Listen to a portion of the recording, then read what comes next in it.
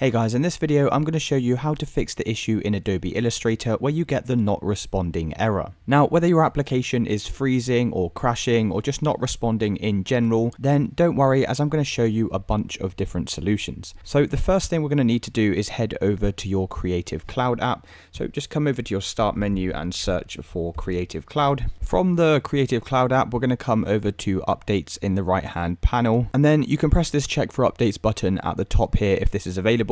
And just make sure there's no pending updates for Adobe Illustrator inside of here. Now, it's super important to stay up to date, as sometimes new software can contain things like bug fixes and just general improvements to the software, which can fix things like crashing issues and not responding. So once you're fully up to date here, then the next thing you can do is close out of this window, and we're then going to come over to our Start menu and just search for Task Manager and then bring up the Task Manager window. Now, in this list of processes, you'll see all of the applications that are currently running on our computer. And of course, all of these take up resources. So what I'd recommend doing is just going through the list and closing down anything that we actually don't need running on our PC. So anything that we don't need, we're just going to right click on it and select End Task. Of course, just be careful of what you're closing down. Make sure you know what it actually is first, and then we can close out of this window. And the next thing you're going to do is come over to the Start menu and search for Adobe Illustrator. And then we're going to go ahead and open Adobe Illustrator. But when we open it, we need to hold down the keys on our keyboard, Shift, Alt, and also the Control key.